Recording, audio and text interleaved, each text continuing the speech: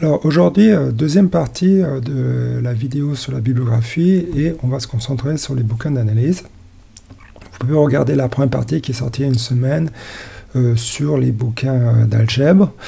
Et pour commencer, on va parler donc du Rombaldi, le tout en un.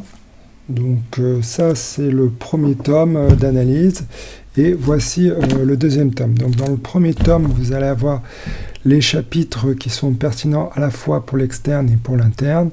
Et dans le tome 2, on se concentre juste pour les choses spécifiques à l'externe. Donc par exemple dans le tome 2, il y a l'intégrale de Lebesgue ou aussi les fonctions holomorphes.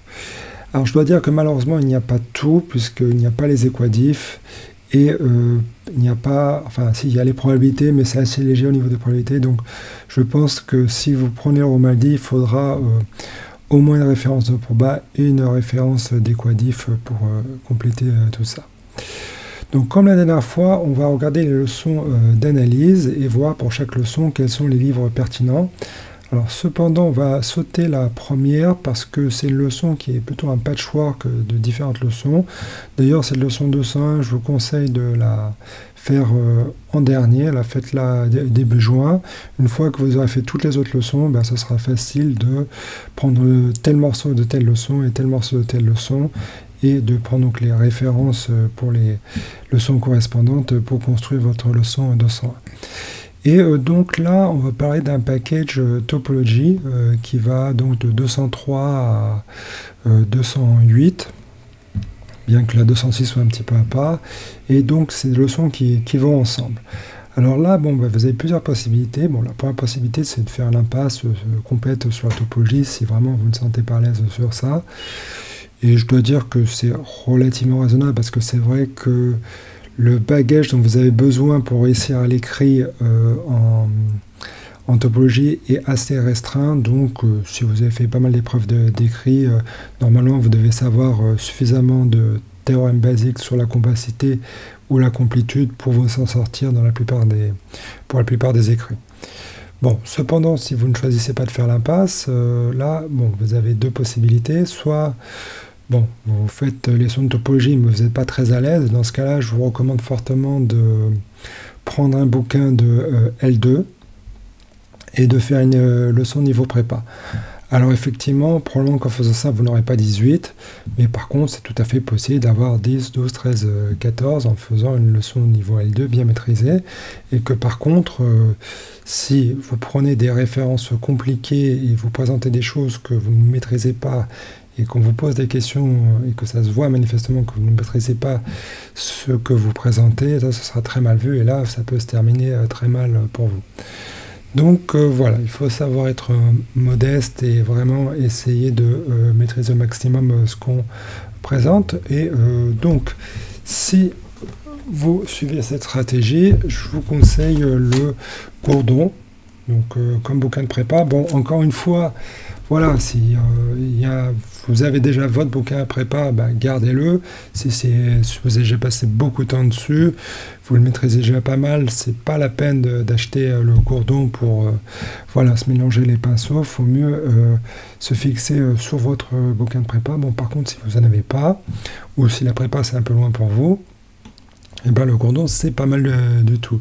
Parce que, c'est un bouquin de prépa, mais il est vraiment très orienté à grec. D'ailleurs, si vous l'achetez, prenez la 3e édition, qui a beaucoup de suppléments qui visent les agrégatifs.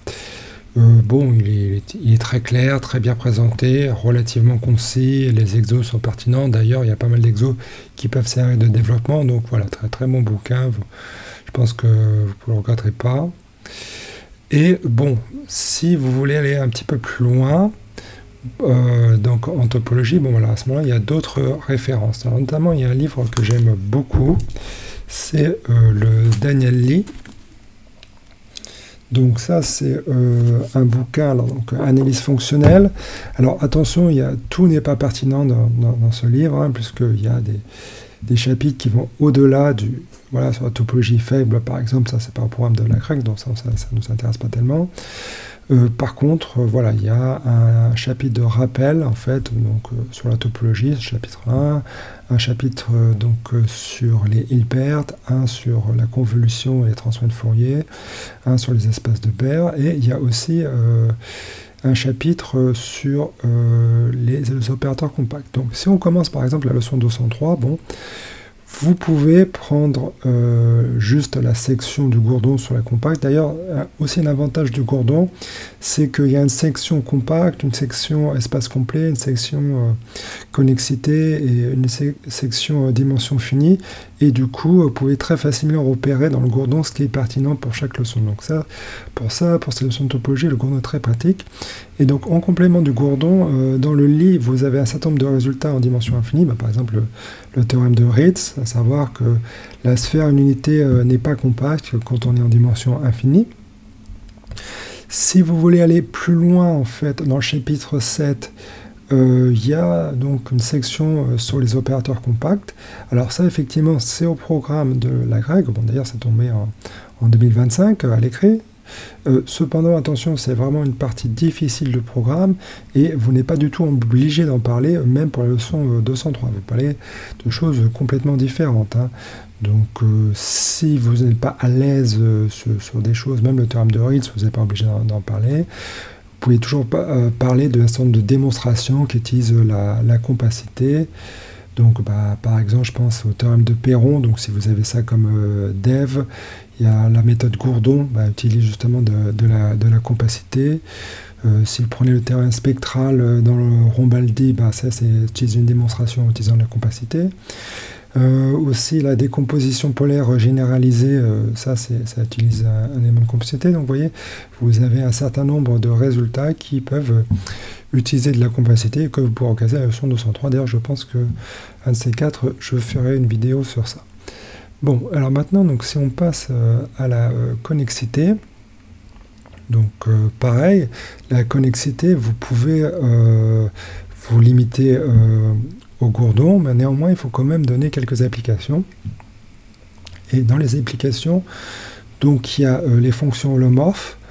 Donc quand vous préparez votre leçon sur les fonctions holomorphes, repérez en fait quel passage utilise la connexité. Donc par exemple, le théorème de prolongement analytique, ça utilise la connexité. Voilà, un certain nombre de théorèmes ont des hypothèses de connexité. Donc ça rentre bien. Il y a aussi le fait, par exemple, que si vous avez un ouvert connexe dans C, il est forcément connexe par arc. Donc ça, c'est assez intéressant à mettre.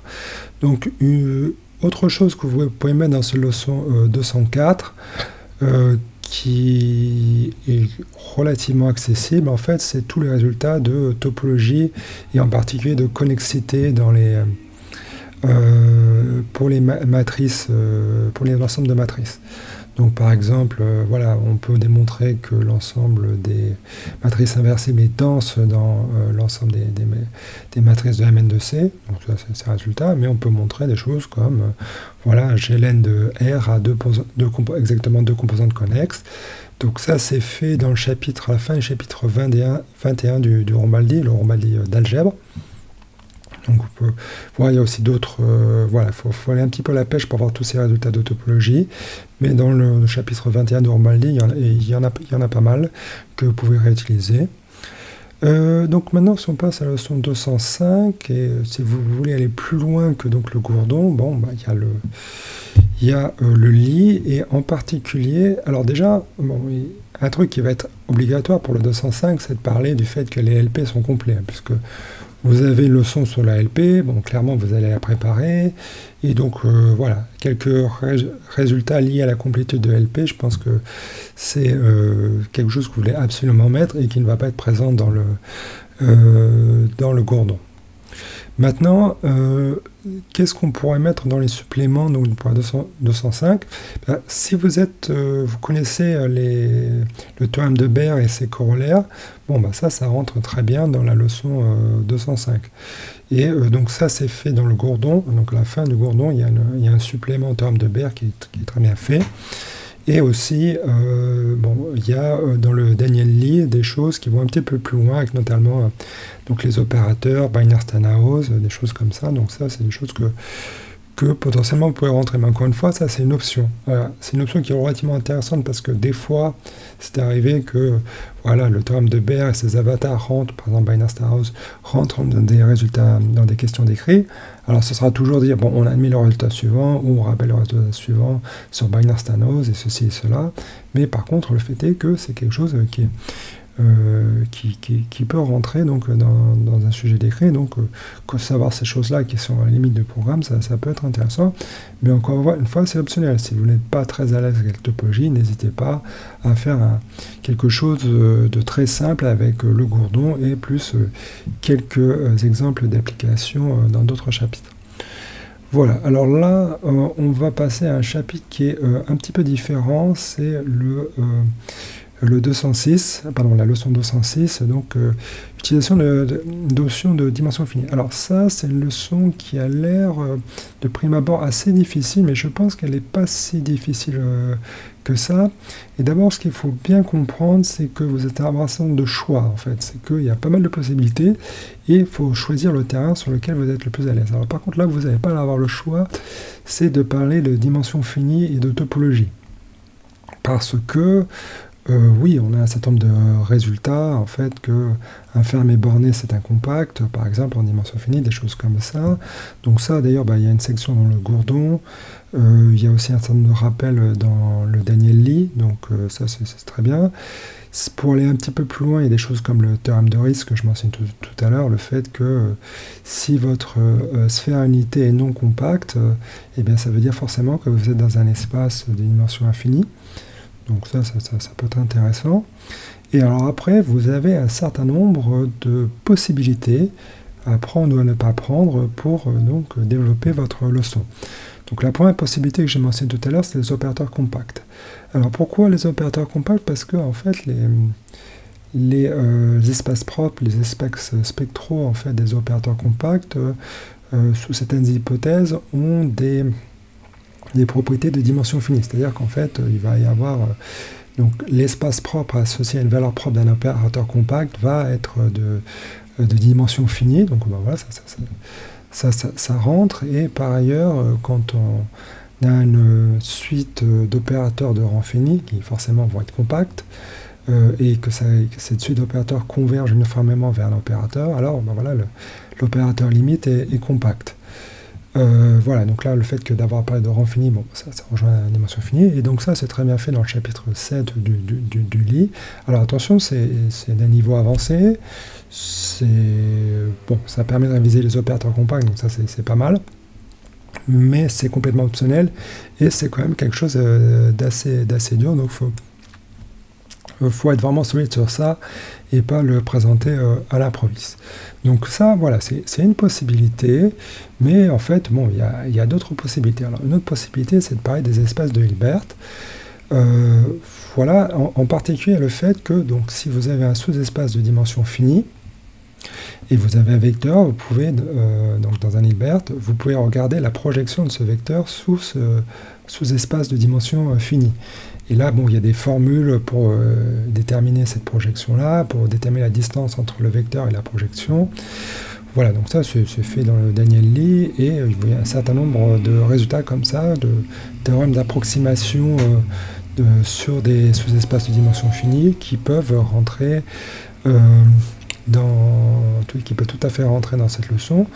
D'ailleurs, au passage, donc, il y a quelque chose qui s'appelle la matrice de Gram, qui est donc là, donc quand on a un sous-espace de dimension finie et E1, E1 est une base en fait de ce sous-espace, on définit la matrice EI scalaire EJ, donc ça c'est une matrice, et cette matrice-là, on peut l'utiliser pour déterminer des distances par rapport à ce sous-espace, entre le projeté sur ce sous-espace de dimension n et un vecteur quelconque de l'espace de Hilbert. Donc voilà, ça c'est les matrices de Gram, et en particulier ça peut permettre de déterminer le théorème de Muntz, qui est une sorte de généralisation du théorème de Weierstrass de densité des polynômes sur les fonctions continues. Donc ça c'est fait dans le gourdon. Alors je crois qu'il y a une partie algèbre, donc gourdon algèbre pour déterminant de Cauchy, et puis une partie analyse pour le théorème de Moltz. Donc voilà, pourquoi pas, c'est pas très difficile, et puis en plus ça peut se recaser dans un certain nombre de leçons. Dans un même ordre d'idées, en fait, vous avez tout ce qui est approximation polynomiale, je veux dire interpolation polynomiale. Donc ça, par exemple, c'est plutôt le Ciarlet, en fait. Donc le bouquin d'analyse numérique de ça, qui donne en fait des vitesses de convergence, des majorations de l'erreur en fait entre une interpolation polynomiale et la fonction sous certaines hypothèses sur la fonction. Donc voilà, ça peut faire une partie, donc si vous coupez avec la partie Hilbert, ça peut faire une partie approximation de fonction, pourquoi pas. Maintenant, donc, de quoi on peut parler d'autre? Alors, on peut parler en fait de normes matricielles, et en particulier, donc ça peut être utile pour parler pour discuter de convergence de suites matricielles. Et d'ailleurs, bon, ça c'est lié au rayon spectral. Et ça, c'est fait, par exemple, dans le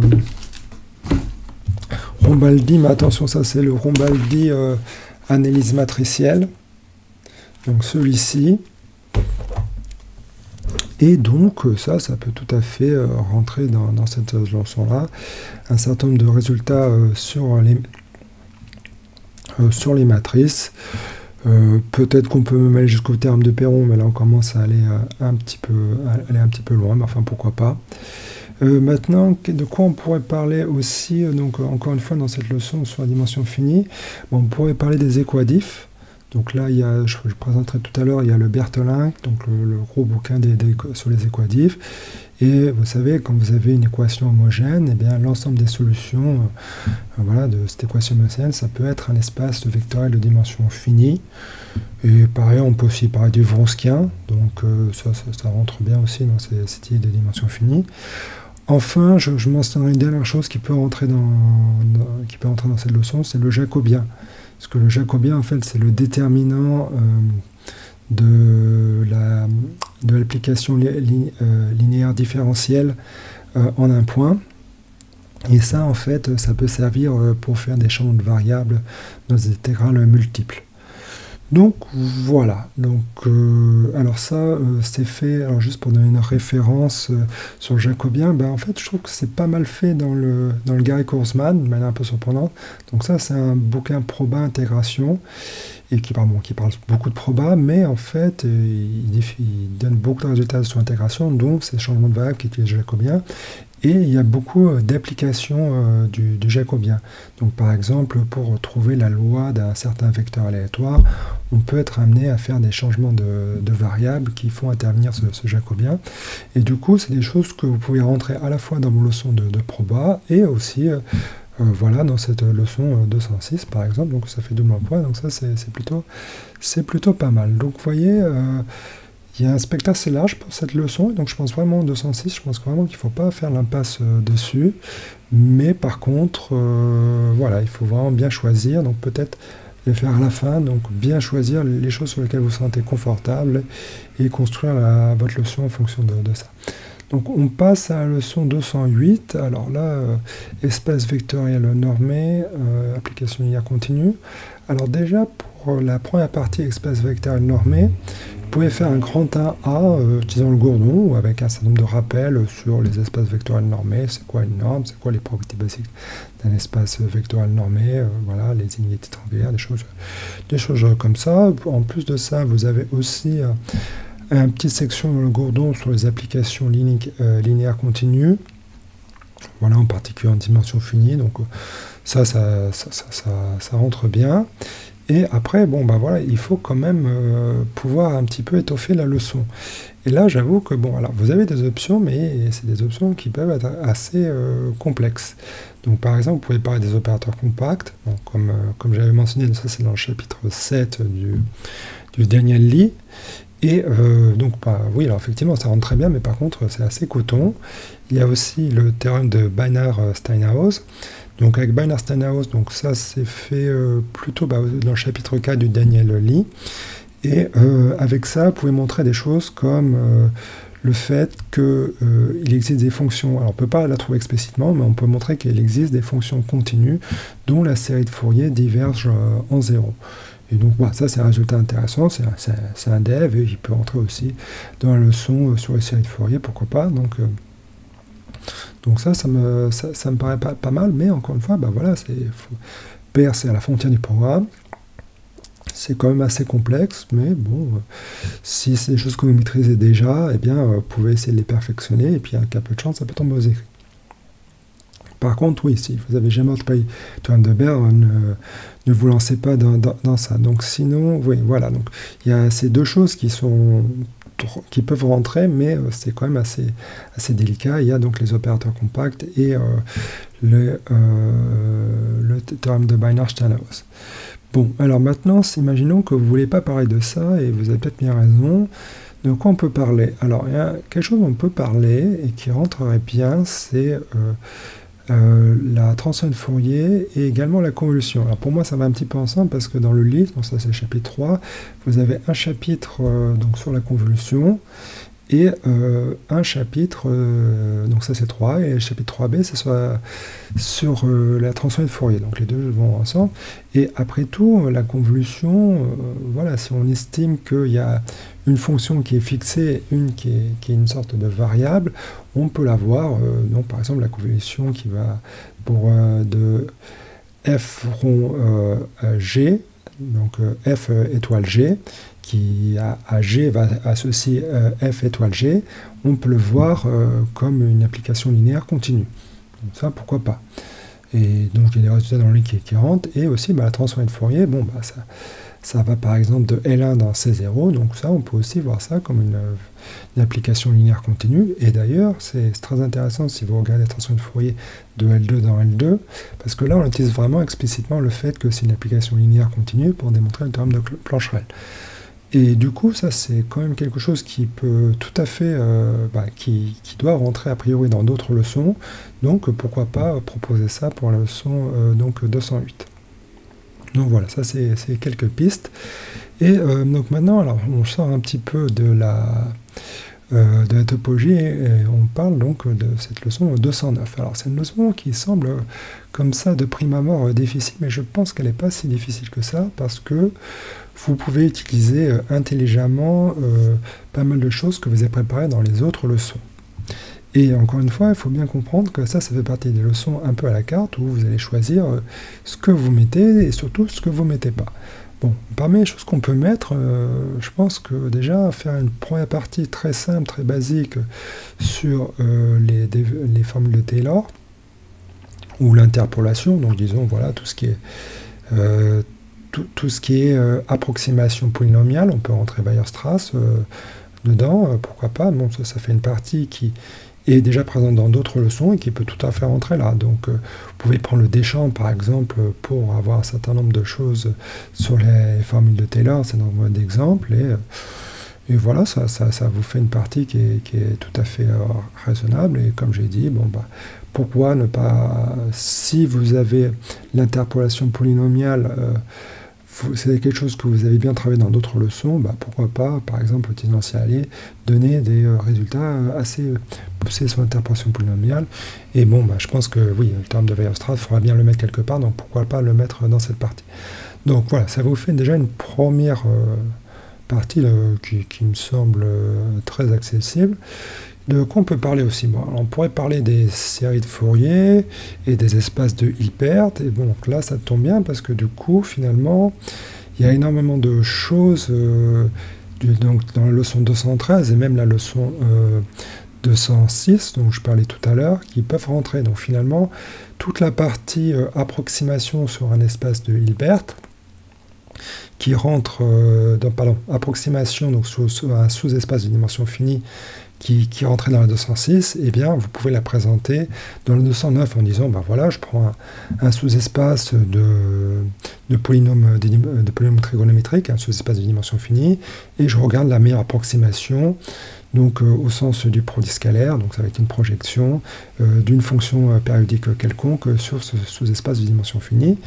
Et ça, ça rentre très très bien dans cette leçon. Et en plus, comme j'ai dit, ça rentre aussi dans la leçon 206. Donc finalement, vous voyez, on peut remplir assez bien cette leçon. Alors, on peut parler aussi de la convolution. Ça, c'est aussi fait dans le Daniel Lee, la section 3. Donc ça, c'est aussi des moyens de faire des approximations d'une fonction, et finalement c'est un bon moyen de recycler quelque chose que vous avez déjà fait dans toute leçon, parce que n'ayez crainte, il y a beaucoup de leçons où la convolution est plus ou moins obligatoire, donc vraiment c'est un truc que je vous enjoins à travailler. Très bien, alors maintenant on passe à la leçon 213. Alors ça va être assez court, parce que la leçon 213, si vous m'avez suivi, je vais conseiller le Daniel Lee, qui est vraiment très très bien. Vraiment, j'aime beaucoup ce bouquin, parce que, d'une part, il est bien présenté, il n'a pas un niveau de difficulté, c'est le niveau quand même relativement élevé, mais ça reste vraiment raisonnable. Les exos ne sont pas trop méchants, ça va.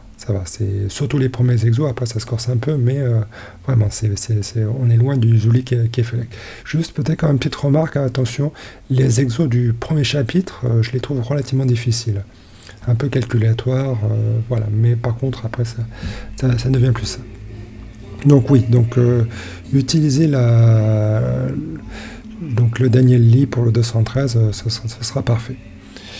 Bon, alors maintenant, on passe à des leçons un petit peu plus difficiles pour moi, parce que je vous avoue que c'est donc un package sur lequel j'avais fait l'impasse, toutes ces leçons sur les fonctions différentielles, 214, 215, 218, 219, mais bon, je vais quand même vous présenter un certain nombre de références qui peuvent être utiles. Donc déjà, si vous voulez faire le minima, pour la plupart de ces leçons, vous pouvez trouver déjà pas mal de choses dans le Gourdon. Donc voilà, des choses accessibles au niveau L2, mais qui permettent de faire une leçon qui tient la route. Et pour compléter ces leçons-là, je vous conseille un bouquin qui est le Rouvière. Donc le Rouvière, c'est vraiment un très bon bouquin. Et du coup, c'est pas un bouquin que vous avez besoin de lire, chapitre 1, chapitre 2, chapitre 3. Vous pouvez vraiment piocher ce qui vous intéresse dans le bouquin. Donc si par exemple, je sais pas, il y a le théorème de point fixe vous intéresse, vous pouvez facilement trouver les 3-4 sections qui parlent de théorème de point fixe et puiser, en fait, cibler le point fixe présenté par le Rouvière. Voilà, si c'est un problème d'extréma, vous trouvez facilement avec l'index là où les questions d'extréma, et à ce moment-là, vous avez du matériel pour vos leçons. Donc ça, c'est plutôt pas mal. Alors maintenant, je vais quand même proposer d'autres références. Donc il y a ce bouquin-là, qui est Objectif agrégation. Donc ça, c'est un bouquin un peu vieux, mais il est très bien. Et alors, il est un peu particulier parce que c'est un bouquin transversal qui cible en fait des angles morts que la plupart des autres bouquins ne traitent pas. Et donc ça permet en fait de se concentrer sur des choses qui sont parfois un peu négligées ou qui sont présents dans les bouquins, dans d'autres bouquins, mais de manière un peu trop éparpillée. Donc là, c'est bien. C'est beaucoup plus pratique. Et en particulier, il est plus intéressant pour l'analyse que je pense que pour l'analyse, il y a plus de choses. Et donc en particulier, il y a un chapitre sur les applications différentielles avec un résumé des résultats intéressants, et en particulier des résultats sur la convexité, d'optimisation sur les ensembles convexes. Il y a aussi des résultats sur le terme d'inversion globale, des choses comme ça. Donc ça, vous pouvez aller voir, c'est pas mal. Et sinon, autre chose que je mentionnais tout à l'heure, dans le Garey-Kurzman, le jacobien, ça rentre pas mal du tout dans la 214 et 215. Et du coup, le fait que vous pouvez utiliser le jacobien pour calculer des intégrales multiples, et qu'en plus, ça en proba, donc ça, c'est toujours sympa de montrer des illustrations de vos outils, bah, ça, comme je disais tout à l'heure, ça peut être utile pour les leçons de proba, mais aussi également pour ces leçons, bah, par exemple, leçon 214, 215, voilà, toutes ces applications du jacobien. Alors maintenant, on va passer aux deux leçons sur les équations différentielles. Alors, ces deux leçons, honnêtement, je ne vous conseille pas de faire l'impasse, bien que ce soit très tentant de faire l'impasse, je dois le reconnaître. Mais le fait est que bah, déjà, vous faites l'impasse sur que deux leçons, et du coup, il faut préparer tout le reste. Et tout le reste, voilà, il y a pas mal de choses assez difficiles. Et en plus de ça, bon, voilà, les équadifs, ça tombe assez régulièrement à l'écrit. Donc je pense que c'est pas une bonne idée de faire complètement l'impasse sur les équadifs. Parce que d'une part, vous risquez d'être pénalisé à l'écrit, et honnêtement, enfin moi en tout cas, je trouve que ce qui tombe régulièrement aux équadifs à l'écrit, c'est relativement faisable. Alors c'est vrai que voilà, c'est pas la spécialité des candidats, et du coup, je pense que le jury n'essaie pas de donner des exercices trop difficile pour les écrits, et du coup bah voilà, profitez-en pour apprendre le minimum et gratter quelques points à ce niveau là. Et par ailleurs, comme j'ai dit, oui, vous pouvez faire l'impasse sur les probas, mais en fait vous voulez faire l'impasse que sur deux leçons, il va falloir préparer tout le reste, et honnêtement là le corpus des choses à savoir pour la 221 est quand même relativement limité. Vous n'avez pas énormément de choses à savoir. Il y a Cauchy-Lipschitz, il y a le théorème d'Hebout, il y a le théorème de Grunwald, mais voilà, et après, bon, quelques exemples, et on a bientôt fini. Donc, est-ce que vraiment il faut faire, c'est stratégique de faire l'impasse ici? Personnellement, je pense que non. Donc, par contre, vous pouvez faire une impasse light en faisant le minimum possible sur ces leçons, et alors, le minimum possible, c'est pas compliqué, vous prenez le Gourdon analyse. Il y a même d'ailleurs des suppléments donc dans l'édition 3 de Gourdon pour se rapprocher le plus possible du programme d'agrég. À savoir que voilà, il y a comme une application à la théorème d'Hebout. Le théorème d'Hebout, bien sûr, n'est pas un programme de prépa, c'est un programme de l'agrég, et pourtant, bah, voilà, il est présent dans le Gourdon, donc vous pouvez essayer de préparer les leçons 220 et 221 avec le Gourdon, et voilà, d'obtenir 200.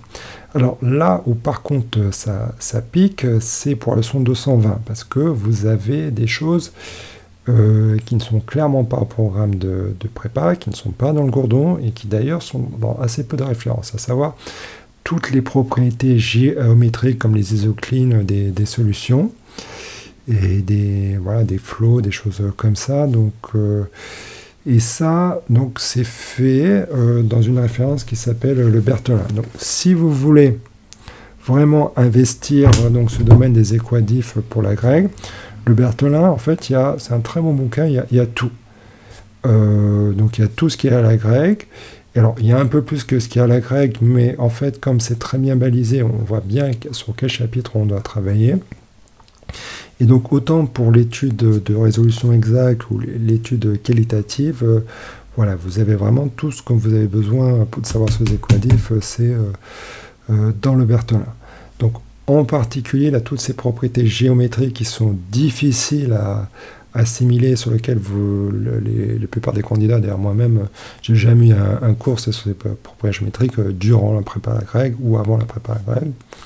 Vraiment, c'est jamais quelque chose que j'ai l'occasion de faire, et pourtant, moi, je suis plutôt un analyste dans l'âme. Donc voilà, c'est comme ça, et bon, c'est vrai qu'au niveau référence, on est un petit peu léger là. Donc le Berthelin, c'est plutôt bien fait. Honnêtement, dans un monde idéal, il faudrait en fait un cours vidéo avec beaucoup d'exemples pour bien pouvoir préparer cette leçon vraiment difficile 220. Bon, alors moi, je ne connais pas, peut-être que vous, si vous avez une référence voilà, écrite ou en vidéo qui est pertinente pour les propriétés géométriques des solutions dans la leçon 220, bah, n'hésitez pas à la mentionner en commentaire. Mais en tout cas, bon, voilà, avec le Berthelin, vous pouvez vous en sortir. Voilà, donc tout est fait. Il y a, par exemple, le système proie-prédateur, ça c'est fait très bien dans le Berthelin, et donc vous pouvez utiliser ça pour remplir votre leçon 220. Donc, passons maintenant à la leçon 223. Donc là, on va changer de domaine, c'est-à-dire qu'on va passer aux suites numériques. Et alors là, vous avez, je dirais, deux stratégies. Donc, la première stratégie, c'est de faire une première partie en utilisant un bouquin de sup. Donc moi, personnellement, j'ai utilisé le Deschamps de Mathsup avec voilà, des propriétés, théorème du gendarme, voilà, des choses archi-basiques sur les suites. Ça fait une partie 1. Et après, vous devez parler d'un ensemble de choses. Donc, par exemple, les valeurs d'adhérence. Donc ça, les valeurs d'adhérence, c'est fait dans le Romaldi. Et d'ailleurs, il y a aussi les limites inf et limites sub. Donc ça va avec. Donc voilà, donc, vous pouvez faire un cours pour préparer votre leçon sur les valeurs d'adhérence en utilisant le Romaldi. C'est plutôt pas mal. Et vous pouvez compléter avec un certain nombre d'exemples. Alors, les exemples, en fait... vous pouvez utiliser un bouquin qui s'appelle le Francino Janella, mais alors je vous enjoins donc ce bouquin, il faut l'utiliser de manière ciblée. Donc il y a des exos, donc c'est un bouquin de préparation à ENS, avec des exos beaucoup d'exos qui sont pas du tout pertinents pour préparer la grecque, mais par contre il a l'avantage d'être très bien indexé. Donc par exemple vous avez 6, 7, 8 exos sur les valeurs d'adhérence, ils sont tous recouplés ensemble, et dans la dernière édition, alors si vous l'achetez, achetez la dernière édition, il y a des exos plus faciles que les exos de NS qui ont été rajoutés pour la prépa grecque. Et voilà, vous avez des exos sur les valeurs d'adhérence ou sur les développements asymptotiques de suite. Et du coup, ça, c'est des exos qui rentrent d'une part très bien dans vos leçons, et en plus, c'est des exos qui permettent de vous entraîner. Donc, d'une part, par exemple, sur les suites de type UN plus 1 égale F du UN, donc ça, vous avez un certain nombre d'exemples pour vous entraîner. Donc, comme j'ai dit, les valeurs d'adhérence, ouais, il y a des exos aussi, et aussi les développements asymptotiques. Donc, ces trois choses, vous pouvez bien les préparer en bossant le Francino Janella. Et donc, si vous tombez sur une de ces leçons le jour de l'oral, vous pouvez ressortir les exos que vous avez fait 10 fois dans le Francino Janella. Par contre, voilà, je pense que ce n'est pas très rentable d'essayer de prendre des exos au hasard de NS et de les faire. La deuxième stratégie que vous avez pour la leçon 223, c'est d'utiliser le El Amrani. Donc le El Amrani, c'est un bouquin sur les suites, les séries, les suites de fonctions, les séries de fonctions aussi. Et alors ce bouquin, il est très bien, il est très bien fourni. En fait, alors, il a beaucoup de qualité. Donc les exos sont pertinents, c'est bien taillé pour l'agrégation. Et alors surtout, très bon point, c'est qu'en fait, chaque chapitre correspond à peu près à une leçon d'agrég. Donc par exemple, voilà, le premier chapitre, c'est sur les suites. Donc vous pouvez complètement utiliser ce chapitre pour faire une jolie leçon sur les suites. Alors je dirais que le seul problème du El Amrani, c'est qu'il donne beaucoup de détails, ce qui est très bien parce que ça permet de comprendre en fait. Voilà, il y a beaucoup d'exemples là, que vous pouvez remettre. Voilà, il y a beaucoup de petits points. Donc là, si vous prenez le temps, le El Amrani pour la 223, il est très bien. Par contre, le fait est qu'il est assez touffu.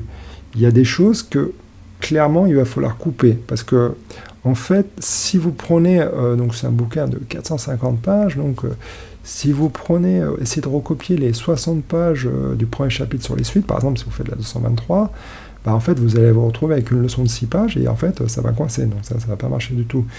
Donc si vous prenez le El Amrani pour préparer la 223, ce qui est très bien, et bien vraiment préparer la 223 avec le El Amrani pour savoir exactement qu'est-ce que vous allez mettre dans vos leçons et surtout qu'est-ce que vous n'allez pas mettre.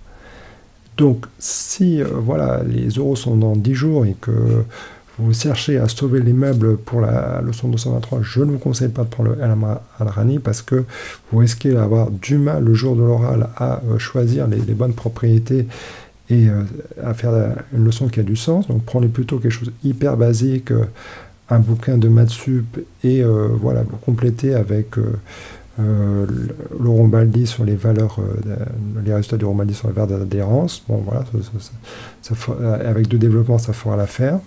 Par contre, si vous avez le temps, si voilà, on est en septembre et que vous voulez bien préparer cette leçon 223, je vous conseille d'investir dans El Amrani, donc celui sur les suites et les suites de fonctions, parce que en fait, il couvre un certain nombre de leçons, il les couvre très bien.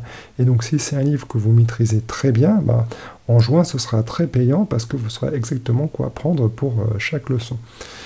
Donc voilà, et donc je reviens sur El Amrani tout à l'heure parce qu'il est assez pertinent pour d'autres leçons. Alors, on passe à la leçon 224, qui est une leçon assez délicate. Et en effet, il y a assez peu de références avec voilà, un chapitre de 25 pages sur les développements asymptotiques et qu'on puisse gentiment recopier. Donc ça, on n'a pas ça. Donc alors, qu'est-ce qu'on peut faire? Bon, déjà, il faut bien comprendre que le développement asymptotique, il y a développement asymptotique de suite et développement asymptotique de fonction. Donc du coup, on va séparer les deux. Donc pour le développement asymptotique de suite, vous avez déjà le Rombaldi, bon, qui vous donne un certain nombre de résultats sur les séries, et notamment par exemple la série harmonique, développement asymptotique de la série harmonique. Vous avez aussi des résultats sur donc, ça s'appelle le théorème de Duhamel. Donc c'est typiquement des suites de la forme UN plus 1 est égal à f de UN, où f de UN est égal à UN plus alpha UN puissance bêta. Donc c'est quelque chose comme par exemple une suite UN plus 1 égale sinus de UN. Donc ça, c'est fait dans le Francino Général, mais c'est aussi fait dans le Rombaldi, donc ça rentre bien dans cette leçon-là. Dans le Francino Général, vous avez pas mal d'exemples justement de développement asymptotique de suites, et y compris des suites récurrentes, et aussi des suites définies de manière implicite, par exemple des suites qui sont racines d'un polynôme. Ça, c'est des exemples qui ne sont pas très très difficiles à faire et qui rentrent très bien dans cette leçon. Donc voilà, j'aurais tendance à vous conseiller d'une combinaison de résultats théoriques sur les séries positives de Rombaldi, d'équivalents, et voilà, des résultats de Francino Général pour des développements de suites récurrentes et de suites implicites. Et vous pouvez rajouter à ça donc les techniques de Duhamel, donc pour des suites récurrentes de la forme UN plus 1 est égal à f de UN. Donc avec ça, je pense que vous êtes pas mal. Donc maintenant, il y a parler des développements asymptotiques de fonctions. Déjà, on va parler de la formule de Taylor. Donc là, vous prenez la référence que vous utilisez pour la leçon sur la formule de Taylor. Donc moi, personnellement, j'utilise le Deschamps de MPSI. Donc vous avez pas mal de résultats à ce niveau-là dans le Deschamps. Je crois que c'est dans le chapitre 15, voilà, il y a pas mal de résultats sur le développement asymptotique. Au passage, en fait, ces formules de Taylor, elles peuvent être utiles pour un certain nombre de résultats. Donc par exemple, pour la démonstration du théorème central limité, on utilise des formules de Taylor. Parfois, donc, pour définir une racine carrée d'une matrice, vous avez aussi voilà, la méthode de Laplace. Donc ça, c'est fait dans le Gourdon. Et la méthode de la phase stationnaire, donc ça, c'est fait par exemple dans le Kandel-Pergeber. Vous avez donc un certain nombre de résultats qui sont assez compliqués, assez calculatoires, mais bon, ça peut faire un dev. Donc déjà, vous pouvez parler de la méthode de Laplace dans le Gourdon, ce sera déjà pas mal. Et bon, voilà, finalement, avec tout ça, vous arrivez à faire une leçon 224 qui est assez fournie. Par contre, ouais, c'est vrai que c'est une leçon quand même assez délicate, et il faut être assez à l'aise avec les calculs. Alors, on passe à une autre leçon assez difficile, la 226. Alors, elle est assez difficile parce qu'on se dit au départ, il n'y a pas grand-chose dont je vais pouvoir parler. Alors, en fait, si. Bon, déjà, donc, les suites UN plus 1 égale f du UN, voilà, c'est des suites numériques, et c'est assez bien fait dans le Gourdon, pour voir, suivant donc, le fait que f soit croissante ou décroissante, les propriétés de convergence de UN. Donc ça, vous pouvez prendre le Gourdon. Pour aller un petit peu plus loin, vous avez le Francino Général qui donne un certain nombre d'exos pour les suites de ce type. Vous avez aussi la technique de Duhamel pour étudier les suites du genre UN plus 1 est égal à sinus de UN. Donc ça, c'est fait dans le Francino Général. C'est aussi très bien fait dans le Rombaldi. Donc ça, c'est plutôt pas mal. Et bon, alors après, de quoi on va parler? On peut parler, par exemple, de suites vectorielles, puisque là, il est marqué suite vectorielle. Donc, les suites vectorielles, on peut parler du théorème du point fixe, puisque, en fait, si on définit une suite de la forme UN plus 1 égale f de UN, où f est contractant, cette suite va converger. Alors, Bon, ça dépend un petit peu des hypothèses que l'on prend, mais en tout cas, vous avez un certain nombre de résultats là-dessus, et ça, c'est fait par exemple dans le Rouvière. Vous donc pouvez faire une petite partie sur le théorème du point fixe. Une autre type de suite vectorielle que vous pouvez regarder, c'est la suite a puissance n, donc, qui est effectivement une suite, vous pouvez définir ça comme une suite de la forme un plus 1 égale f de un. Et donc a puissance n, vous pouvez regarder en fait si ça converge ou si ça converge pas. Et donc ça, c'est lié à un certain nombre de choses sur les normes matricielles. Donc vous pouvez prendre à ce sujet le Rombaldi, alors pas le Rombaldi tout en un, mais le Rombaldi analyse matricielle. Donc il a toute une partie sur les normes matricielles, sur lequel vous pouvez mettre le théorème de Perron. Donc ça c'est fait dans le Rombaldi, mais c'est aussi fait dans le Gourdon. Donc tout ça, ça fait un package assez intéressant. Et si vous parlez du théorème de Perron, bah, vous pouvez même aller un peu plus loin et parler des chaînes de Markov si vous faites l'option A. Donc si vous faites l'option A, bah, vous faites travailler les chaînes de Markov et bah, autant en profiter pour remplir un petit peu cette leçon. Et donc vous pouvez même mettre, bah, voilà, aller jusqu'au théorème de convergence d'une chaîne de Markov. Ça rentrera aussi dans la leçon 226. Donc finalement, là, vous voyez, vous avez déjà pas mal de choses. Et ben, en fait, vous pouvez aller un peu plus loin en parlant donc des méthodes, donc la méthode de Newton. Donc ça, ce serait plutôt une partie donc, pour trouver les solutions d'un problème par des techniques itératives. Donc ça, vous avez la méthode de Newton. Donc c'est fait en particulier dans le Rouvière aussi. Donc voilà, le Rouvière est vraiment indiqué pour cette leçon. Et également, si... Bon, alors ça dépend un petit peu comment vous allez vous faire avec les leçons de l'algèbre, mais il y a des méthodes itératives pour trouver les solutions de systèmes linéaires et aussi pour trouver les valeurs propres et les vecteurs propres d'une matrice. Et donc ces techniques itératives, si c'est quelque chose que vous présentez dans vos leçons d'algèbre, eh bien vous pourrez les présenter ici. Et donc ce sera assez bienvenu. Donc bon, on n'est pas obligé de parler de tout, mais vous voyez que là vous avez quand même un certain nombre de choix, de choses que vous pouvez, dont vous pouvez parler dans cette leçon 226. Alors, on passe à la leçon 228. Alors, la leçon 228, il y a un bouquin qui est très bien pour ça, c'est le Gourdon. Parce que le Gourdon, voilà, il donne vraiment des propriétés élémentaires. Il revient bien à la base des fonctions continues et des fonctions dérivables. Et en plus de ça, bon, il traite le théorème des valeurs intermédiaires, le théorème de Darboux.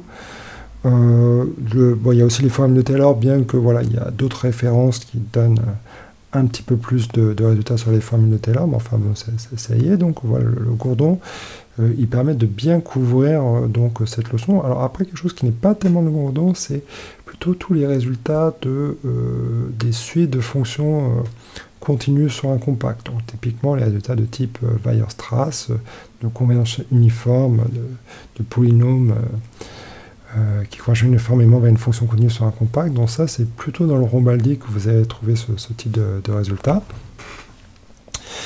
Et maintenant, il y a aussi une autre partie, donc dans cette leçon que vous pouvez rajouter, c'est toutes les propriétés de conservation de la continuité. C'est-à-dire que si vous avez une suite de fonctions qui convergent uniformément vers une fonction, et que donc chaque élément de cette suite de fonctions est une fonction continue, alors voilà, la fonction limite sera continue. Donc, vous avez les mêmes propriétés pour la dérivabilité.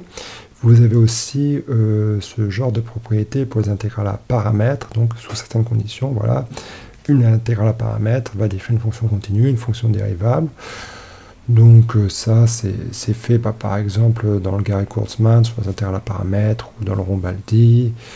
Et puis, bon, voilà, sur la suite de fonctions, vous avez le Gourdon, tout simplement, qui vous donne l'essentiel. Donc, voilà, c'est ce que je recommanderais. Alors, si vous voulez aller un petit peu plus loin, toujours dans le Gourdon, en fait, il y a des résultats liés au théorème de Baire, qui montre par exemple qu'une fonction dérivable va être continue, dérivable partout, dérivable sur 0,1 mettons, va être continue sur un ensemble dense de 0,1. Donc ça c'est fait dans la section théorème de Baire du Gourdon, et ça peut être tout à fait un développement qui rentre voilà, dans cette leçon de 128 si voilà, vous êtes à l'aise sur ces histoires de théorème de Baire. Alors maintenant, une leçon un peu délicate, la leçon 229, alors fonction monotone, fonction convexe. Alors là, je crois qu'il ne faut vraiment pas hésiter à revenir sur des livres de sup. Donc par exemple, dans le Deschamps, vous avez, alors, pas un chapitre, mais vous avez une section qui parle des fonctions monotones. Et en particulier, donc il y a une sous-section sur les fonctions monotones continues et les fonctions monotones dérivables, et avec les propriétés de chacune. Donc ça c'est très bien pour faire une jolie partie sur les fonctions monotones. Et maintenant, sur les fonctions convexes, c'est bien dans le Rombaldi d'analyse, donc voilà, celui que... Pour les chapitres d'agrég interne, vous avez tout un chapitre sur les fonctions convexes qui est assez bien fourni, et du coup, vous avez par exemple Bohr-Moller-Up, donc ça peut être un développement qui entre très bien. Et voilà, vous avez déjà beaucoup de choses sur les fonctions convexes. Alors, si ce n'est pas assez, vous pouvez rajouter quelques éléments du Rouvière, à savoir, par exemple, pour la méthode de Newton, vous avez, suivant la convexité de f, vous pouvez avoir des résultats de convergence qui sont intéressants. Et donc ça, c'est fait dans le Rouvière, donc potentiellement, vous pouvez rajouter ça. Autre chose que vous pouvez rajouter, en fait, dans cette leçon donc, sur la convexité, c'est tous les liens entre la convexité et les probas. Donc quand vous préparez vos leçons de proba, n'hésitez pas à noter à chaque fois qu'un résultat utilise une propriété de convexité. Donc c'est le cas par exemple pour le théorème de Borel-Cantelli, donc le deuxième lemme de Borel-Cantelli.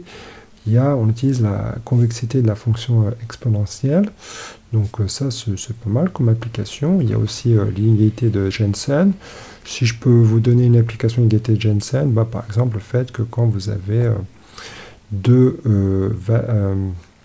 variables x, y indépendantes de même loi, strictement positives et telles que x et 1 sur x soient d'espérance finie, alors vous pouvez montrer que l'espérance de x sur y est forcément plus grande que 1. Donc ça, c'est un petit exercice que je vous donne qui permet de caser une utilisation de l'inégalité de Jensen. Voilà, donc je pense qu'avec ça, vous êtes assez couvert pour cette leçon quand même un petit peu délicate. Alors maintenant, on passe à la leçon 230. Donc là, vous avez une possibilité, c'est d'utiliser El Amrani. Alors encore une fois, c'est un livre que je recommande, mais par contre, je recommande d'investir dessus en début d'année et de bien le poncer, et donc d'utiliser ce bouquin pour toutes les leçons sur lesquelles il est pertinent. Et donc, oui, il y a un chapitre sur les séries, donc si vous maîtrisez bien le Al-Amrani, vous aurez une belle leçon sur les séries, mais attention, le Al-Amrani, c'est quand même des chapitres assez longs, donc il faut l'avoir bien travaillé avant pour savoir qu'est-ce qu'on va mettre qu'est-ce que vous allez mettre dans votre leçon, et surtout, qu'est-ce que vous n'allez pas mettre dans votre leçon. Alors, si vous ne souhaitez pas travailler sur l'Amrani, il y a d'autres possibilités. Et une autre possibilité, c'est tout simplement d'utiliser le Rombaldi tout en un. Il y a un chapitre sur les séries qui est bien fait, donc avec des séries positives, les théorèmes de comparaison, donc les séries harmoniques, développement d'une série harmonique. Vous avez aussi donc toutes les techniques de Duhamel pour étudier les sites UN plus 1 égale sinus du n. Donc d'une certaine façon, là, c'est des techniques associées à des séries, et donc je pense que vous pouvez essayer de la rentrer dans cette leçon. Il y a aussi tous les problèmes en fait de commutativité de séries de signes quelconques, c'est-à-dire que si par exemple vous avez une série qui est sommable, vous pouvez réordonner dans le sens que vous voulez l'ordre des termes de la série, que ça ne changera pas la somme. Donc ça c'est un résultat, mais que par contre quand la série est convergente, mais qu'elle n'est pas absolument convergente, donc si on parle juste de série numérique, eh bien à ce moment-là, vous n'avez pas commutativité de la somme. Donc ça c'est un résultat, donc ça c'est fait dans Rombaldi. Vous avez les transformations d'Abel, le produit de Cauchy, donc tout ça c'est fait dans Rombaldi, donc ça vous fait quelque chose d'assez d'assez conséquent. Maintenant, vous pouvez compléter par soit une petite partie sur les séries de Fourier, puisqu'après tout, les séries de Fourier permettent de calculer des sommes. Voilà, ça peut entrer. Voire, pourquoi pas, une petite partie sur les séries entières, qui sont quand même des séries animées.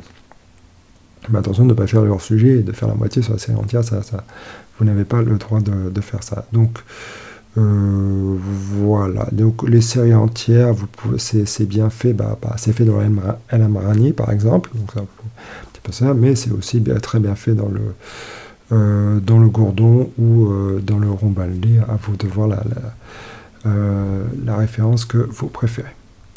Alors, on va passer maintenant à la leçon 234. Donc, leçon 234, bon, c'est une leçon que je vous conseille de préparer assez tôt en fait, parce que suivant ce que vous allez faire, ça va un petit peu conditionner comment vous allez préparer les autres leçons. Et du coup, pour cette leçon 234, vous avez, vous pouvez prendre le Rombaldi. Alors le Rombaldi, il est pas mal du tout, mais alors là, dans ce cas-là, il faut avoir le deuxième tome, et il y a beaucoup de résultats, donc il faut bien le travailler, et c'est un petit peu touffu.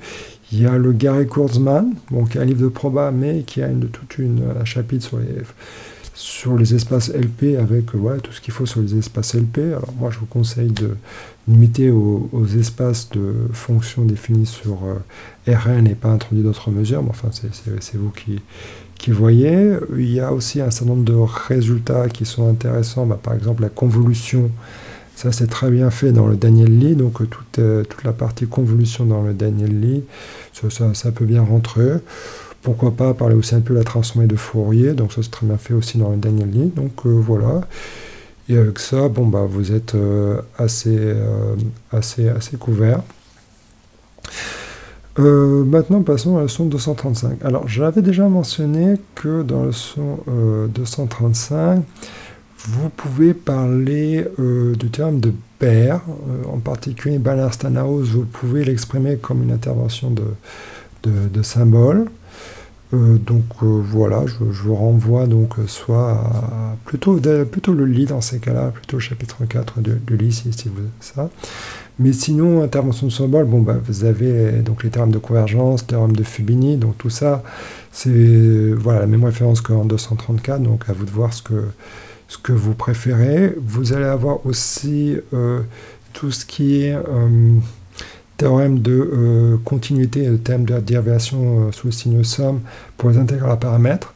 Donc, à voir quelle référence vous prenez pour les intégrales à paramètres. Donc, vous avez par exemple le Rombaldi plutôt pas mal, mais vous pouvez aussi prendre le Gary-Kurzman qui a aussi un chapitre sur les intégrales à paramètres. Alors, on passe à la leçon 236. Alors, la leçon 236, c'est une leçon qu'il faut bien travailler, je pense, parce que, voilà, à l'écrit, on vous demande seulement de calculer des intégrales de diverses manières. Et donc, il faut faire un peu le bilan de toutes ces techniques-là. Alors, il y a les techniques que je dirais élémentaires, donc ceux qu'on voit en prépa. Et donc là, pour le coup, je trouve que le Gourdon est très bien fait. Donc là, il y a des exercices, mais il y a... un cours pour les différentes techniques suivant les différents types d'intégrales. Par exemple, quel changement trigonométrique à faire dans telle situation. Donc ça c'est bien, donc vous en profitez pour avoir tous les résultats sur le changement de variables, changement les intégrations par partie. Donc ça remplit déjà un petit peu votre leçon. Vous en profitez aussi pour parler du théorème de convergence dominée, puisque ça permet de calculer des intégrales de fait. Et vous allez avoir aussi à parler, donc, puisque le titre de la leçon l'indique, des intégrales de plusieurs variables. Et alors, donc, pour les intégrales de plusieurs variables, il y a deux choses dont il faut parler, c'est le théorème de Fubini et le théorème de Tonelli. Donc ça, c'est fait dans le Rombaldi, c'est aussi fait dans le Gary Kurzman. Bon, c'est fait partout, mais je trouve que c'est plutôt bien fait dans ces deux références. Il faudrait parler aussi du changement de variable, donc pour une intégrale multiple. Et donc ça, c'est une formule avec le jacobien, et je trouve que c'est particulièrement bien fait dans le Garé, et en particulier dans le Garé, vous avez vraiment des exemples concrets pour déterminer les droits de probabilité, où on utilise ces changements de variables. Donc voilà, vous pouvez donc faire une partie 2 intégrale multiple avec donc d'un côté Fubini et de l'autre donc le jacobien. Pour la partie 3, à ce moment-là, je dirais que vous avez les intégrales à paramètres au sens où vous avez d'une part voilà, les intégrales à paramètres avec le théorème de dérivabilité qui permet de calculer l'intégrale à paramètres en trouvant une équation différentielle sur cette intégrale à paramètres. Donc par exemple, on peut calculer l'intégrale de la gaussienne comme ça, ou l'intégrale de sinus t sur t, des choses comme ça. Mais vous avez aussi au programme en fait tout ce qui est théorème des résidus qui permet en fait de calculer des intégrales donc complexes où parfois voilà, on calcule une intégrale réelle. Donc par exemple l'intégrale de degré sinus t sur t, on peut utiliser donc une fonction donc EIZ sur Z, une fonction holomorphe méromorphe donc sur ces étoiles, et utiliser un contour pour calculer donc cette intégrale sinus t sur t. Donc ça, les intégrales à paramètres, donc c'est plutôt fait donc Rombaldi et Garrett-Kurzman. Et donc vous avez aussi donc pour l'analyse complexe, et ben, le tome 2 d'analyse de Rombaldi est très bien. Vous avez aussi le Tovel, il me semble tout à fait indiqué, donc ça rentre bien. Voilà. Donc pour le 239, ben, c'est un petit peu robolote. Vous avez ces références, donc Rombaldi ou Garrett-Kurzman pour intégrer à paramètres. En tout cas, c'est ce que j'ai utilisé. Après, n'oubliez pas que dans cette leçon-là, il faut aussi parler de la convolution. Donc, c'est des choses qui rentrent. Donc ça, je vous rappelle que c'est fait dans le Daniel Lee, la convolution. Vous devez parler aussi de la transformée de Fourier. Donc ben, ça pareil, c'est très bien fait dans le Daniel Lee, d'ailleurs c'est juste après. Donc voilà, si vous avez déjà préparé ces chapitres-là, vous pouvez mettre ça. Et je crois aussi qu'on parle de comportement asymptotique. Et ça, bon, ben, moi la façon dont je le comprends, c'est plutôt les méthodes de Laplace. Donc ça, c'est plutôt fait dans le Gourdon pour donc cette leçon 239. Et donc avec ça, vous êtes assez couvert. Alors maintenant, on va passer à la leçon 241. Et alors là, 241, c'est aussi une leçon que vous pouvez faire en utilisant le El-Amrani. Mais alors attention, il y a une leçon suite de fonctions, une leçon série de fonctions. Et donc, bon, c'est assez long hein, sur le livre. Et donc, encore une fois, bah, oui, très bien, faites vos leçons avec le Al-Marani, mais il faut bien le travailler avant pour savoir exactement ce que vous allez prendre dans ces deux chapitres pour la leçon 241. Maintenant, si vous décidez de ne pas utiliser le Al-Marani, bon, bah, vous avez le Rombaldi aussi, qui est très bien. Là, donc ça, c'est le tome 1 d'analyse tout en un, qui permettra de faire une leçon très solide sur ces questions de suite de fonctions. En particulier, n'oubliez pas de parler donc des suites de fonctions contenues sur un compact, théorème de Weierstrass, des choses comme ça. Et bon, après, vous pouvez faire des développements pour aller un peu plus loin, donc sur les séries entières ou sur les séries de Fourier. Donc, en ce qui concerne les séries entières, donc leçon 243, bon, ben alors là, vous avez toujours le El-Amrani qui a aussi un chapitre qui est très pertinent sur les séries entières, mais sinon, vous pouvez prendre le Rombaldi. Donc ça, c'est le tome 1 de tout en un analyse, qui est très bien donc, sur les séries entières.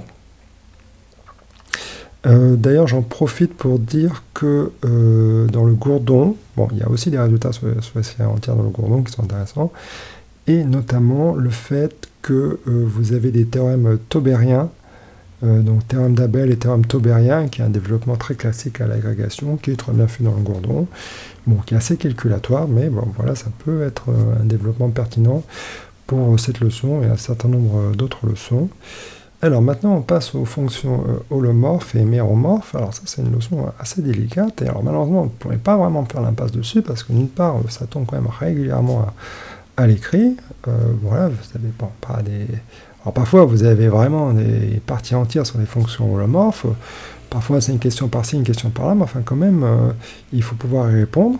Donc, en tout cas, assurer le minimum. Et de toute façon, si vous faites l'impasse sur les fonctions holomorphes, ça veut dire qu'il faut préparer tout le reste, puisque, après tout, les fonctions holomorphes, a priori, je pense que ça va tomber avec quasiment... Ça peut tomber avec n'importe quoi. Donc, là, vous n'avez pas de protection. Donc, je ne pense pas que vous pouvez faire l'impasse sur les fonctions holomorphes. Et alors, je pense que ce n'est pas un chapitre si difficile que ça, sauf que les démonstrations des théorèmes principaux sont parfois vraiment longues et difficiles. Donc peut-être que c'est mieux de ne pas essayer de comprendre tout d'abord ces démonstrations complexes et essayer de comprendre les propriétés les plus importantes. D'ailleurs, j'ai fait un cours sur ma chaîne que vous pouvez voir sur les fonctions holomorphes, là, qui peut vous aider à ce niveau-là. Et une fois que vous aurez bien compris l'ensemble des outils, là, vous pouvez essayer de comprendre en fait les démonstrations donc de ces théorèmes difficiles. Donc ceci étant, au niveau des références de livres, alors vous avez plusieurs possibilités. Vous avez le Hamar-Mathéron. Alors là, c'est un bouquin qui est pas mal, mais d'un niveau un petit peu plus élevé que les autres. Et par ailleurs, bon, il y a des exos qui sont très bien, mais ils ne sont pas corrigés. Alors, bon, maintenant, avec l'intelligence artificielle, vous pouvez toujours les corriger, mais ce n'est pas forcément le bouquin que je recommanderais le plus. Le bouquin que je recommanderais le plus personnellement, alors désolé de me répéter, mais ce sera plutôt le Romaldi, parce que en fait, voilà, dans le tout en un, alors ça c'est le deuxième tome, il y a vraiment plusieurs chapitres sur les fonctions holomorphes et méromorphes, et voilà, et ce n'est pas très, il n'y en a pas des tartines, hein, c'est pas le Rudin où vraiment on va aller on va mettre plein de résultats qui sont en programme, là ça suit à peu près le programme, et donc c'est très clair, je trouve que c'est très bien fait.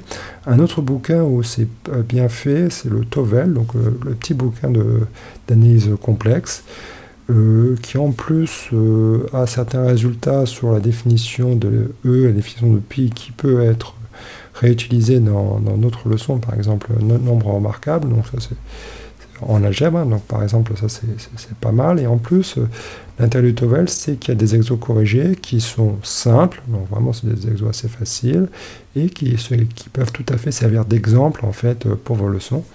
Donc c'est deux livres que j'aurais tendance à recommander. Alors après, vous avez aussi un El Amrani qui vient de sortir, alors je suis désolé, je ne l'ai pas lu, donc je ne peux pas vous le dire. J'imagine qu'il doit être de même qualité que les autres. Cependant, il y a quelque chose j'ai vu la table des matières, un truc qui me chiffonne un petit peu dans le El Amrani, c'est que ça parle d'homotopie assez tôt en fait. Et l'homotopie, bon, c'est quelque chose qui n'est pas vraiment au programme de la grecque, quelque chose qui va ne servir clairement absolument à rien dans aucune autre leçon. Donc du coup, c'est quelque chose qu'on a envie de mettre sous le tapis. Et le fait que ça introduit l'homotopie assez tôt dans le livre, ça me fait un petit peu peur.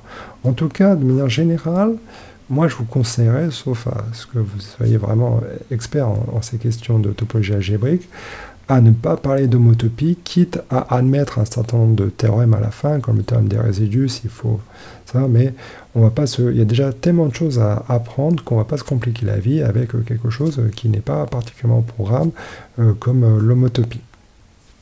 Donc faites attention donc, quand vous construisez votre leçon, de la construire de manière à ce que on ne vous demande pas des questions sur l'homotopie. Donc ça peut être soit en donnant des hypothèses plus restrictives, de dire bah, simplement voilà, le théorème donc des résidus, je vais l'appliquer juste sur voilà, un ensemble étoilé, où je vais admettre qu'effectivement c'est vrai sur un ensemble simplement connexe, en donnant juste la définition en admettant la définition d'un ensemble simplement connexe.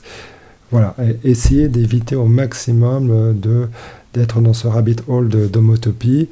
Je pense que ce n'est pas vraiment utile, et il y a assez de choses à comprendre sur ces leçons sur les fonctions holomorphes. Voilà, alors on va passer à la leçon 246. Ah, la leçon 246 est une leçon qui est assez intéressante. Donc, alors déjà, il y a une première chose que vous pouvez faire, c'est prendre le El Amrani. Il y a une leçon sur la série de Fourier tout en un, donc ça c'est vraiment pas mal, puisque voilà, vous pouvez suivre donc ce chapitre et voilà, ça vous fait une leçon.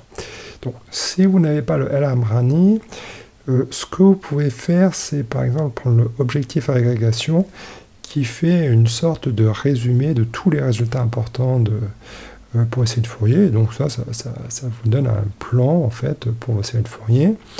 Et donc pour aller un petit peu plus loin, pour avoir un peu plus de détails et pas juste avoir la liste des résultats, vous avez le Daniel Lee, mais par contre le Daniel Lee, ça va plutôt les séries Fourier dans L2. Donc voilà, espace de Hilbert. Et donc pourquoi on peut en déduire donc, les résultats de séries de Fourier pour les fonctions L2. Et par ailleurs, d'un côté, vous avez le Gourdon qui parle très bien donc des termes de délai clé et les fonctions, le terme de délai clé pour les fonctions C1 par morceau avec des exemples et ceci et cela. Donc voilà, c'est un peu les deux options que vous avez. C'est soit vous utilisez le El Amrani donc tout en un comme ça, soit vous utilisez donc le Gourdon pour les fonctions série Fourier pour les fonctions dérivables et le Lie pour les séries de Fourier pour les fonctions L2. Voilà, alors maintenant on passe à la transformée de Fourier. Alors j'en profite pour dire que je vais bientôt sur ma chaîne donner une vidéo de plan de leçon. Donc c'est une série que j'appelle 10 sur 20 sur la transformée de Fourier, donc n'hésitez pas à la consulter. Et alors là, honnêtement, bon voilà, il y a plusieurs références, mais moi je trouve que le Daniel Lee, encore une fois, est vraiment très clair, très précis. C'est vraiment très bien, les exos sont très bien également. Et en plus de ça, en fait, il est construit d'une telle façon que vous pouvez décider de savoir qu'est-ce que vous allez mettre ou ne pas mettre dans cette leçon. Donc, par exemple, si vous voulez couper la transformée de Fourier dans L2, bah, voilà, vous ne mettez pas dans la partie et vous allez juste la transformée de Fourier dans L1. Alors, quelque chose qui n'est pas dans le Daniel Lee, par contre, c'est la transformée de Fourier des fonctions à décroissance rapide. Donc ça, par exemple, c'est fait donc, dans le bouquin de développement le Eisenman. Et bon voilà, vous avez quelques résultats donc, sur la transformée de Fourier des décroissances rapides. Ça peut habiller un petit peu une leçon sur les transformées de Fourier. Sinon, ce que vous avez aussi, c'est comme application de transformée de Fourier, vous avez des applications en probabilité, et notamment les fonctions caractéristiques. Bon, donc là, à ce moment-là, vous pouvez prendre votre livre de probabilité préféré. Bon, alors moi, personnellement, j'aime beaucoup le Chabanol. Alors, même si c'est un livre qui est destiné aux étudiants de modélisation, il y a un résumé des résultats du programme commun, et je trouve qu'il est très concis, donc il permet vraiment d'avoir tout de suite une vue des résultats importants de point de proba. Et sinon, voilà, le Garey-Kurzmann me semble très bien pour voilà, toutes ces questions de fonctions caractéristiques. Alors maintenant, on passe à une leçon un peu délicate, à savoir l'utilisation de notions de convexité en analyse. Donc ça, déjà, bon, comme je l'avais dit, dans le Rombaldi, vous avez beaucoup de résultats sur les fonctions convexes. Donc ça rentre assez bien. Voilà, vous pouvez mettre aussi le fait des développements comme Galton-Watson. Donc ça, c'est plutôt pas mal. Après, bon, qu'est-ce qu'on va mettre qu'on ne mettrait pas nécessairement dans la leçon 229? Bon, bah là, ça va être tout ce qui est ensemble convexe. Et donc là, si vous voulez faire le minimum, bah, je recommettrais le objectif agrégation. Dans l'objectif agrégation, il y a une partie donc sur les ensembles convexes, sur l'optimisation sur les ensembles convexes, et du coup, voilà, vous pouvez rentrer un certain nombre de résultats qui vous feront une partie de convexité en analyse, et donc pour assurer notre descente sur cette leçon 253. Et enfin, nous allons conclure donc par les leçons sur la probabilité. Alors, bon, il y a beaucoup de livres de probabilité, mais la question c'est quel genre de livre de probabilité il faut prendre. Bon, alors déjà, je déconseillerais en fait de prendre des livres de probabilité qui sont faits pour des masters de probabilité. En particulier, typiquement les livres qui vont insister beaucoup sur le formalisme de la théorie de la mesure. Parce que la théorie de la mesure, c'est quelque chose qui est à la limite du programme d'agrég, qu'on a tendance à passer un petit peu sous le tapis au niveau de l'agrégation. Le jury typiquement est clément et en général va éviter de vous poser des questions sur la théorie de la mesure. Il y a assez peu, voire très peu de questions, bon il y en a parfois, mais c'est quand même assez rare des questions sur la théorie de la mesure dans les écrits d'agrég. Et du coup, a priori, ce n'est pas quelque chose sur lequel il faut investir beaucoup. Donc, tous les livres de probabilité où vraiment on insiste très lourdement sur ce formalisme à théorie de la mesure, je les déconseillerais. Donc, un livre que je peux conseiller, par conséquent, voilà, j'en ai déjà parlé, mais je vais le rementionner, le Gary Kurzman. Je trouve qu'il est très bien parce que il s'intègre, bon, donc il explique l'intégrale de Lebesgue, il explique la théorie de la mesure, mais il s'intègre vraiment dans cette logique de préparer des étudiants à l'agrégation. Donc ça, c'est plutôt pas mal. Et un autre livre qui est très bien taillé pour l'agrégation, c'est ce livre-là. Alors, c'est un livre, a priori, qui est fait pour donc les étudiants en modélisation, donc ceux qui ont pris l'option A. Néanmoins, voilà, sur les 50, non, je crois que c'est 60 premières pages, il y a des chapitres qui résument le programme commun de probabilité. Et le fait est, c'est que là, il y a vraiment un très bon résumé de ce qu'il faut savoir. Alors, il n'y a pas beaucoup de démonstrations, c'est très concis. Mais en fait, pour faire des plans de leçons, en fait, c'est un livre qui est très pratique parce que tout de suite, vous allez avoir l'essentiel des propriétés et vous avez juste à recopier. Alors, il faudra peut-être prendre d'autres livres pour avoir suffisamment d'exemples. Et si vous utilisez juste ce livre-là et sans jamais vous entraîner, ça va très mal se passer pour les exos. Mais néanmoins, pour les plans de leçons, moi, je trouve qu'il est très très bien.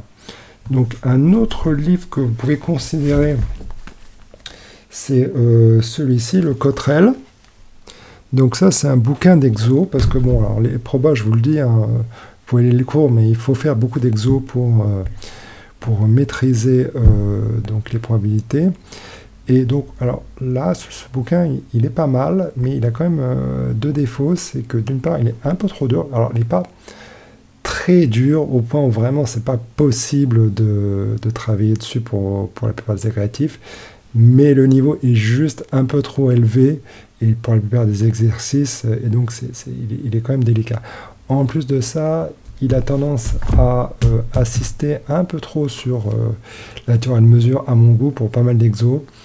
Donc voilà, mais par contre, il y a un certain nombre d'exos qui sont vraiment intéressants et qui permettent de comprendre des trucs. Il y a une très, très bonne démonstration de Galton Watson, donc par exemple, si c'est un développement que vous voulez prendre, voilà, pour la leçon 229 ou pour les leçons de proba, bon, voilà, il est très bien fait là-dedans, donc il y a des choses qui sont très bien faites, et vous voyez, donc il est assez court, et en plus de ça, il y a la plupart des leçons de modélisation, donc c'est plutôt pas mal. Donc voilà, si vous voulez un petit peu aller plus loin, donc pour l'option A, je pense que ce bouquin est pas mal, mais par contre, attention à ne pas vous enliser donc sur les exos en théorie de la mesure. Un autre livre qui me semble pas mal, c'est Probabilité pour les non-probabilistes. Donc je crois que c'est Apple qui l'a fait. Donc celui-là est pas mal, et donc il a vraiment ce côté vraiment d'essayer de vulgariser les concepts. Et il y a aussi également un autre livre que j'avais utilisé, que j'avais trouvé pas mal. C'est un livre en anglais, il s'appelle 1000 Exercises of Probability. Je crois que c'est Stierzeker. Parce que en fait, alors, il y a un problème, en fait. Enfin, il y a beaucoup de problèmes en probabilité. En fait, c'est vraiment une partie difficile. Mais il y a un problème, c'est que donc, si vous prenez un bouquin et que vous vous entraînez dessus, il y a un certain nombre de types d'exercices que vous allez travailler sur ce livre. Et maintenant, si vous prenez un autre livre de probabilité, vous allez apercevoir que vous avez d'autres types d'exercices. Et donc, faire beaucoup d'exercices du premier type, du premier livre, en fait, ne va pas vous préparer aux exercices des autres livres. Donc, par exemple, il y a, donc si je prends le Gary Kurzman, qui a beaucoup d'exos intéressants, là c'est pour ça que aussi je le recommande, c'est que vraiment les exos sont très bien expliqués, et en plus on peut s'en servir comme développement. Le problème, c'est qu'il y a beaucoup d'exos qui se ressemblent, c'est-à-dire que c'est beaucoup des exos, par exemple, où on va faire un changement de variable d'une fonction de Rn en Rn en utilisant le jacobien pour déterminer une loi de quelque chose, alors que, comme j'ai dit, celui-là va plutôt utiliser des questions de théorie de la mesure. Et dans ce livre, à 1000 Exercises de Probability, il y a aussi d'autres types d'exos. Par exemple, on va utiliser des propriétés de convexité ou des astuces particulières. Et du coup, là, autant pour la plupart des chapitres, je vous dirais, essayez de vous cantonner à un seul bouquin. Pour les probas, pour travailler les probas, je vous encourage à organiser des exercices de différentes sources, mais toujours, essayer de se cantonner au niveau agrégation, pour voir un petit peu les différentes techniques et pour pas vous retrouver en carafe le jour de l'oral. Alors voilà, on va s'arrêter là.